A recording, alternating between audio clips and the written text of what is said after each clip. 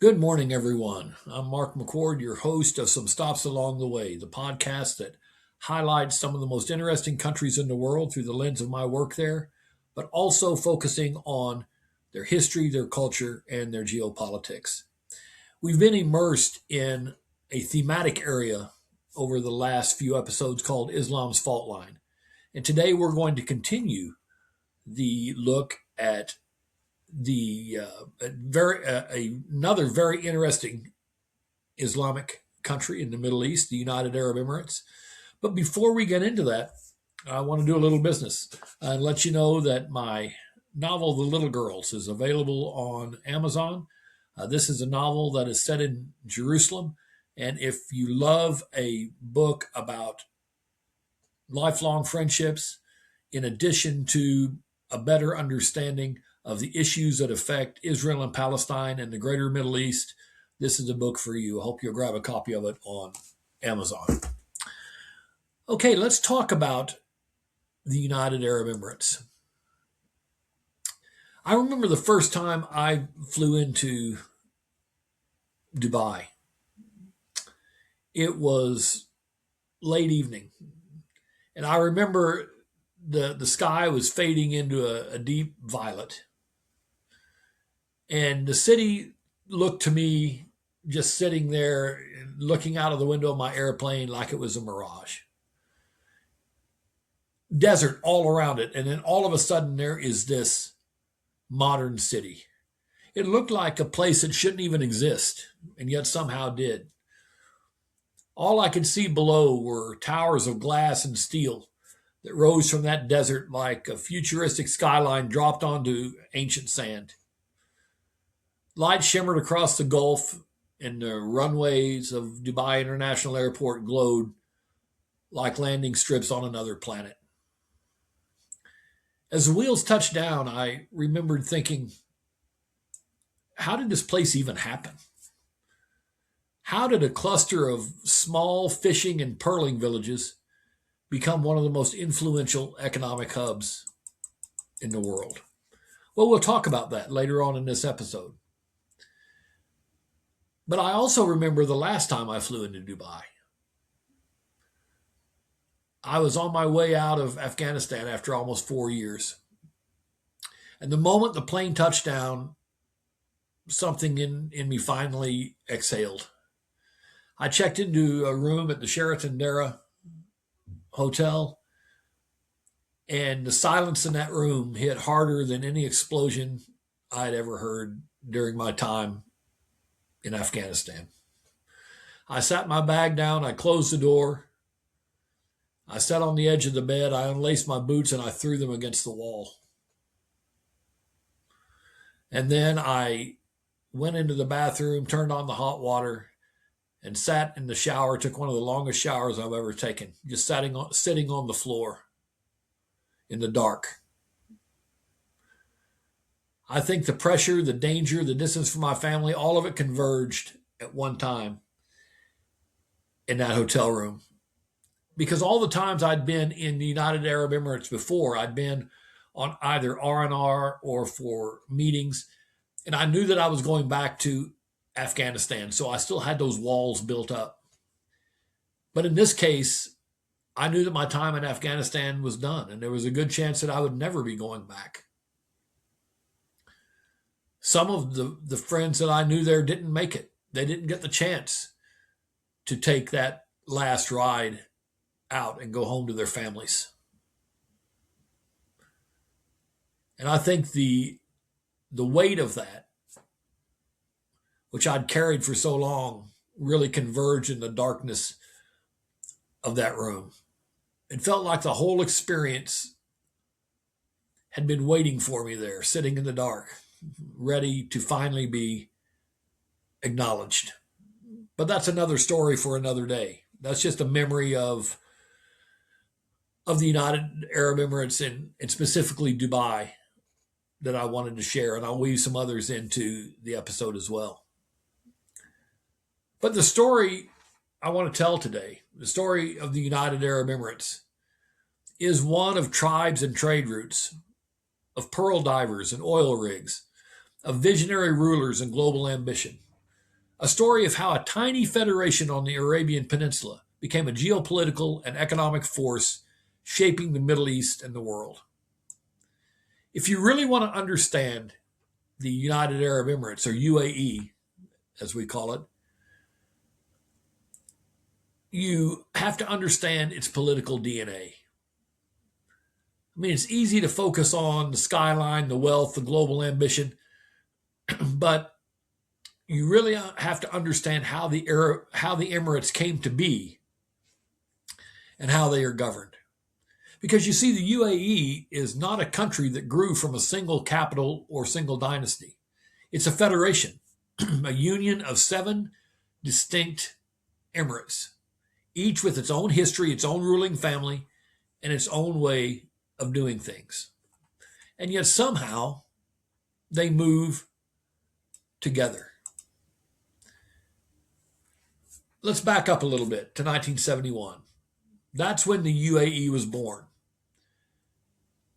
The British had withdrawn from the Gulf, and the rulers of the Emirates realized they would be stronger together than apart. At the center of that vision were 2 men, Sheikh Zayed bin Sultan Al Nahyan of Abu Dhabi and Sheikh Rashid bin Said Al Maktoum of Dubai. Leaders who understood that unity was not just a political project, but a survival strategy. The system they built is unique in the Arab world. It's a federation of monarchies, each ruled by its own sheikh, all bound together under a national government that operates by consensus rather than coercion. As I said, there are 7 different emirates that are part of this federation. Each emirate is governed by its own hereditary ruler, called the emir, who oversees the local affairs, budgets, development, and internal governance. These rulers come from long-standing tribal families whose legitimacy predates the modern state. The 7 emirates are Abu Dhabi, which is ruled by the Al Nahyan family; Dubai, which is ruled by the Al Maktoum family; Sharjah, which is ruled by the Al Qasimi family; Ajman, which is ruled by the El Nuami family; Al Quwain, ruled by the Al Mualla family; Ras El Kama, or Kema rather, which is ruled by another branch of the Al Qasimi family; and Fujairah, which is ruled by the Al Sharqi family. Each emirate has its own courts, municipalities, and local ministries. Abu Dhabi and Dubai, the 2 powerhouses, operate almost like city-states, with vast budgets, global investment arms, and their own economic visions. As a matter of fact, one of the projects that I did in the Emirates was to lead a team that created the investment and economic growth plan for the Abu Dhabi Emirate. And they're still using a variation of that today. So I'm very pleased that I was able to provide some value to that effort. So, 7 emirates joined together in a coalition, but at the national level, the UAE is governed by a body called the Federal Supreme Council, which is made up of the rulers of all 7 emirates. This is the highest constitutional authority in the country. It is here in private meetings, often behind closed doors, that the major decisions of the federation are made. And here's the part that surprises many outsiders. The UAE's presidency is not an elected office. It's chosen by the rulers themselves. By tradition, not law, the president of the UAE is always the ruler of Abu Dhabi, and the prime minister is always the ruler of Dubai. This reflects the balance of power. Abu Dhabi brings in the oil wealth, Dubai brings in the global commerce. The federal government handles foreign policy, defense, immigration, federal laws, national infrastructure, and education standards. But each emirate retains significant autonomy, especially in economic development. That's why Dubai can pursue its hyper-globalized model while Abu Dhabi invests in long-term energy, culture, and sovereign wealth. It's a system built on mutual respect, shared interest, and a kind of quiet behind-the-scenes diplomacy among the ruling families. Quite frankly, especially in that area of the world, it sounds like it shouldn't work. It sounds like at some point in time there would be friction that would divide the Emirates, but it hasn't. And there are specific reasons why this model works. Three specifically. First of all is consensus among the rulers. Disagreements are handled privately, not publicly. Also, there's a clear division of roles. Federal when necessary, local when practical. And there's a shared vision of stability and prosperity. The belief that unity is the engine of success. They really do believe that they are stronger together than separate. And this has been proven correct since 1971. But understand, this is not a Western-style democracy. It is a traditional Gulf monarchy adapted to the modern world, a system where legitimacy comes from lineage, leadership, and the ability to deliver prosperity. When you look at UAE from the outside, it can seem like a seamless entity, a single entity. One flag, one anthem, one global brand. But beneath that, the unity is a mosaic of the Emirates, each with its own character. Dubai, as I said before, is the seat of commerce. It's the restless entrepreneur. Abu Dhabi is the steady statesman. Sharjah is the cultural guardian. Ras Al Khaimah is the rugged northern outpost. Fujairah, the gateway to the Indian Ocean. Ajman and Al Quwain, the quieter, more traditional heartlands. Together, they form a federation that has managed to do something rare in the modern Middle East. Balance tradition with ambition, autonomy with unity, and local identity with national purpose. And that balance, delicate, negotiated, and constantly evolving, is the one real secret behind the rise of the United Arab Emirates. I have personally visited 5 of these 7 Emirates. Spent most of my time in Abu Dhabi and Dubai, but I've visited other Emirates as well and know that the United Arab Emirates is a much more diverse place than it can seem. It's very, quote unquote, traditionally Arabic in some areas. It is much more globalized in others, especially in Dubai. So, how did this even come to be? How did the Emirates come to be? Well, long before the skyscrapers, long before the oil, the land that is now the UAE was a crossroads of civilizations. Archaeological evidence shows that human habitation stretches back over 125,000 years, with Bronze Age cultures like the Magan people trading with Mesopotamia, the Indus Valley, and the Levant. The sea was life. Pearl diving was the backbone of the economy. Caravan routes linked the coast with the interior. There were ports like Julfar, Dibba, and Khor Fakkan, which became vital nodes in trade networks of the Islamic world, especially after the region embraced Islam in the 7th century. This land was shaped by movement of goods, of people, of ideas. In the 16th century, European powers, the first came the Portuguese, then the British, sought control of the Gulf's trade routes. Conflict followed, culminating in the 1820 General Maritime Treaty, which placed the Emirates under British protection and gave rise to the name Trucial States. The British controlled foreign affairs. The local sheikhs governed internal life. This was the arrangement preserved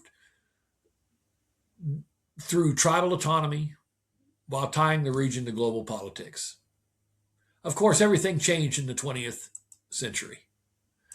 When Britain announced its withdrawal from the Gulf in 1968, 2 visionary leaders, who I've already referred to, Sheikh Al Nahyan of Abu Dhabi and Sheikh Al Maktoum of Dubai, met in a desert tent and agreed to form a federation. On December 2nd, 1971, the United Arab Emirates was born.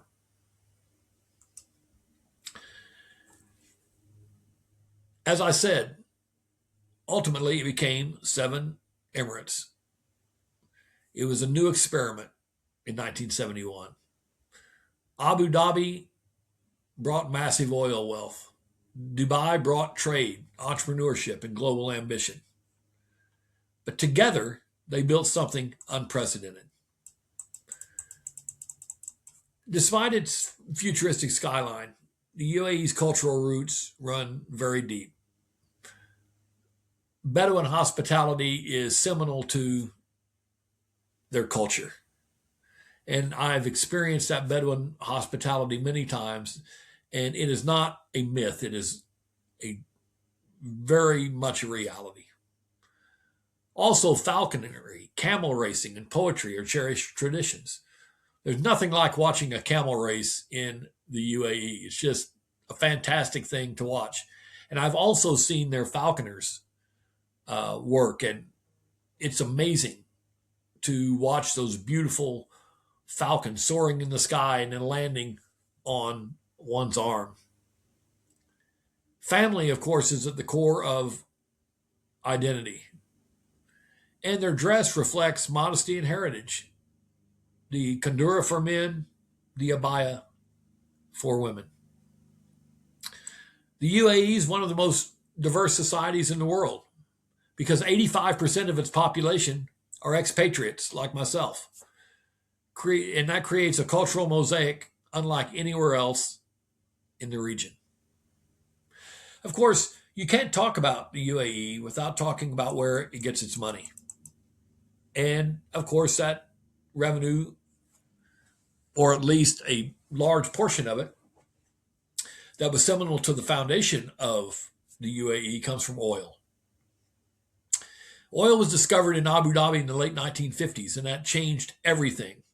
That turned the open sand into the beautiful cities that you see today. Because those revenues funded infrastructure, education, healthcare, housing, and global investment. Abu Dhabi's sovereign wealth fund is now among the largest in the world, with wealth exceeding $1.4 million per Emirati citizen in 2024. Think about this. This is 1.4 million US dollars per Emirati citizen. But the UAE did something unusual. It didn't rely on oil alone. Dubai, with far smaller reserves, pioneered a different model, one built on trade, logistics, tourism, and finance.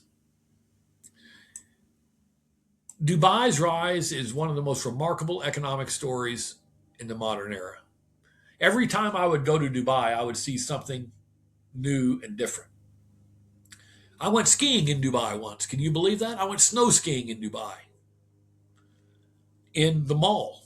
They built a snow resort inside of a shopping mall with actual snow, with an actual ski slope, a toboggan run. It was amazing. I took a couple of my Afghan team there that had never seen anything like that before. They'd never been out of Afghanistan. And took them on a toboggan run and showed them how to snow ski in the mall. This is so quintessential Dubai. The city itself continued to expand and grow based on commerce. And Dubai's model is to bring people with a lot of money to shop, to live, to invest, and that's what they've done. If you have a good income, Dubai is a great place for you because you can find anything there. And they've turned themselves into this upmarket destination with hotels that are not just 5-star, but even 7-star hotels, with elite restaurants serving food from all over the world, with shopping malls that you can't even fathom. That is Dubai. So the metamorphosis of this city really came about because they didn't have a lot of oil.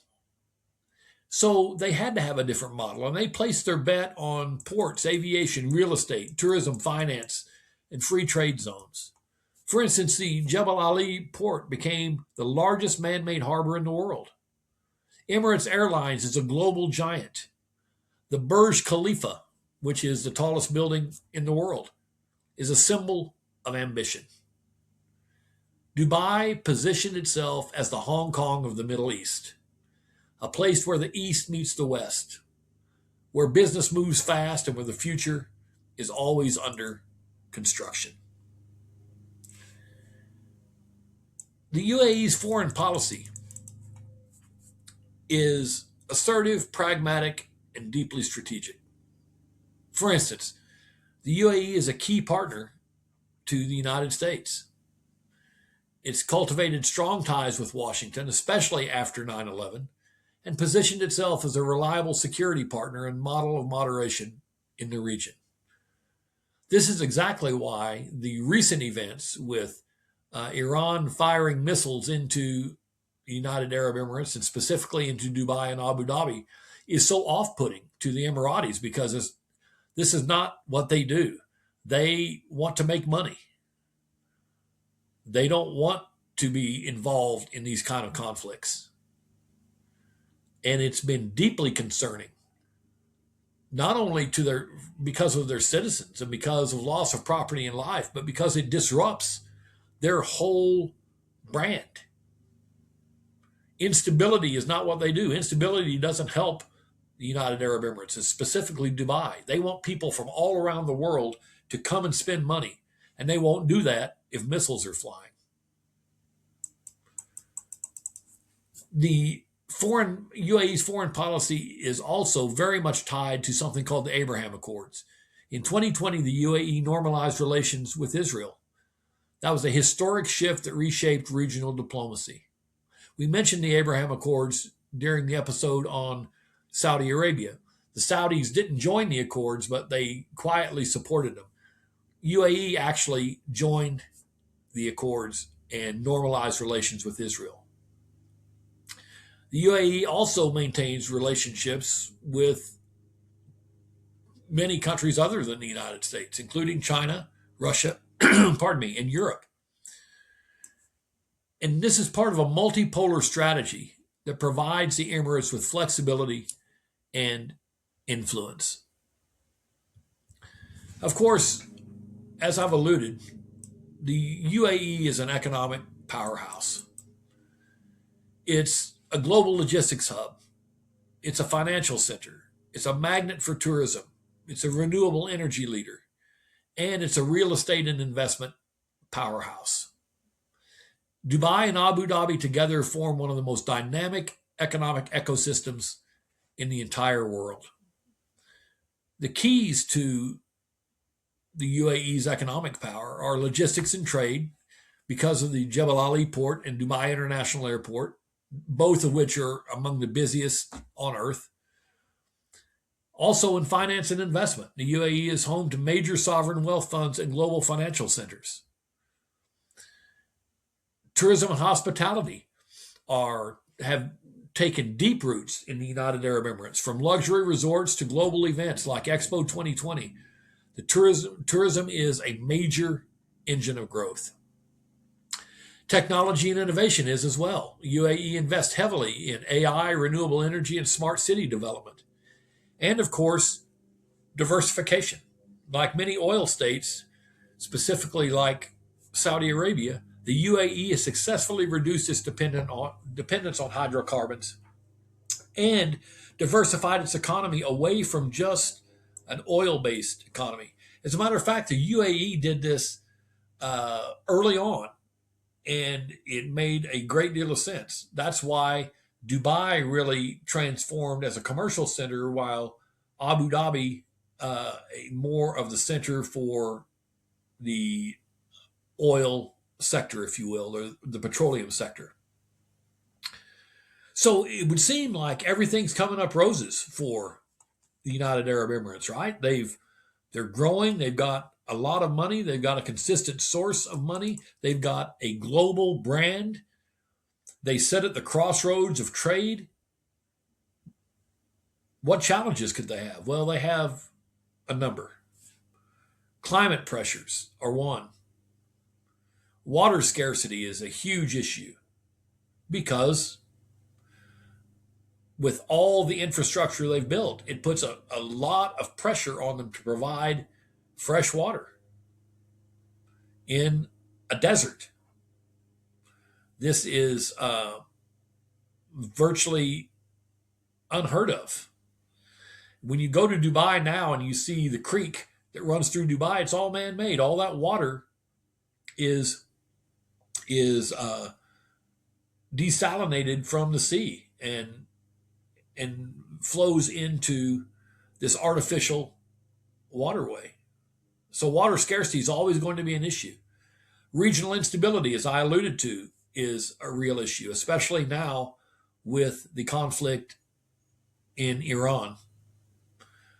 Global economic shifts like the one that happened in 2008 really affect a country like the UAE because it's the seat of global commerce and the petroleum sector, both of which are volatile. Also, they have the challenge of balancing tradition with modernity.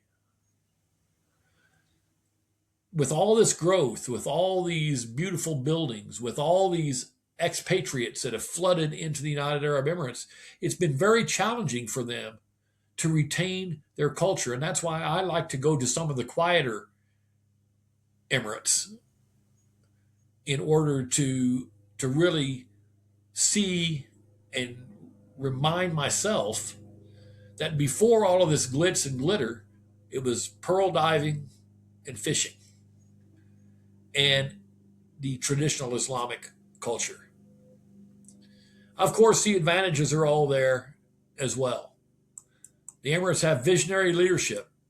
They've got strategic geography. And of course, they've got economic diversification and a global brand. The UAE is actually shaping the future, not only of the Middle East, but in some ways of the world. So in thinking back on the Emirates and specifically Dubai and Abu Dhabi, I think about not just the times I passed through on my way from Afghanistan, but the projects that I work there and the close relationship that I have with many people in the Emirates. I remember nights in the desert sitting out under the stars and after riding the dunes in four-wheelers and watching this beautiful Arab culture unfold in front of me, eating that rice and lamb and the dates and enjoying the cardamom tea. Just a beautiful, beautiful experience in this place that from the spot where I was sitting, you could see the lights of the skyscrapers in Dubai. It is like a different world. You're so close to something that is so modern and almost urethral.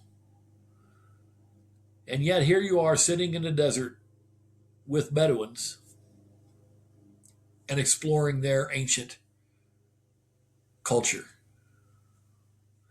I've stood by the seaside and looked out onto the waters that are the passage of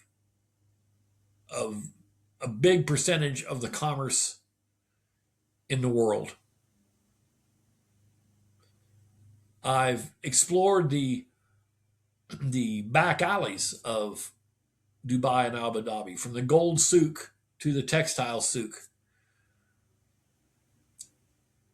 So I've enjoyed the luxury of those places, but I've also enjoyed the Islamic culture and traditions that I, having lived in that region for so many years, respect so much. I guess in all my time in the UAE, what I respected the most, actually, it's two things. One is the vision of their leadership. Literally, they created something out of nothing. They took fishing and pearl diving villages and they turned it into what you see today, which is nothing short of unbelievable. And they have such a service culture. United Arab Emirates, or the Emirates Airlines rather, is known as one of the best airlines in the world. The service that you get on Emirates, really, it's not matched by many other airlines in the world. I can't say it's the best, but it's among the best in the world. They know how to reach customers and they know how to take care of customers and they know how to keep people coming back. So the vision that they've had in building this, in using their wealth to build the Emirates into an economic powerhouse, is really unbelievable. But the second thing that has really always drawn me to the Emirates is their policy of not neutrality, but of stability, if you will. I respect the fact that they focus on what they do best, and that's make money. You're not going to see them being a political lightning rod. They simply want to do what they do in the best way that they can. And if you go there today, you will see all around you not just the trappings of wealth, but this vision and this stability that has permeated their culture. They're an expat-driven society. Most of the jobs in the Emirates are done by expatriates because their actual Emirati population is very small. But they have this belief that if we can dream it, we can do it. And it's really true, because if they can dream it, they have enough money to do what they want. They want to build the tallest building in the world, they can do that. They want to build a fully functional ski resort with real snow inside of a shopping mall, they can do it. They want to build a skydiving experience where you can get the feeling of skydiving without even stepping into an airplane, they can do it. They have the money to do whatever they can conceive to do. And I think that's the nexus of what has made the Emirates what they are today. But it's a changing world. And there's a lot of competition for global investment and finance and commerce. So the UAE will have to continue to change and continue to transform in order to retain its position as a commercial center, one of the leading commercial centers in the world. I love the corollary between Dubai and Hong Kong. I've been to both, spent extensive time in both places, and it really is the Arabian version of Hong Kong. It is the center of finance, the center of commerce. It's an amazing place. If you haven't been to the United Arab Emirates, especially Dubai and Abu Dhabi, I recommend that you go. But if you go, try to go to all 7 Emirates if you can and get the full experience, because it's the best of Arabic culture merged with all the modern conveniences that you could ever fathom, and some you can't even fathom. Hope you've enjoyed this session today of some stops along the way. In our next session, we're going to unpack a topic that permeates this entire theme of Islam's fault line. When you talk about a fault line, you're talking about fissures that rub against each other, conflict. That's what we're going to talk about. The next episode is entitled The Battle for the Soul of Islam. And we're going to unpack how Islamic countries are dealing with extremism and how their differences have created these fissures within Islamic countries that, if not handled correctly, if not handled prudently, can drive them apart. So join us next time on Some Stops Along the Way, where we're going to unpack this important topic of the battle for the soul of Islam. See you next time.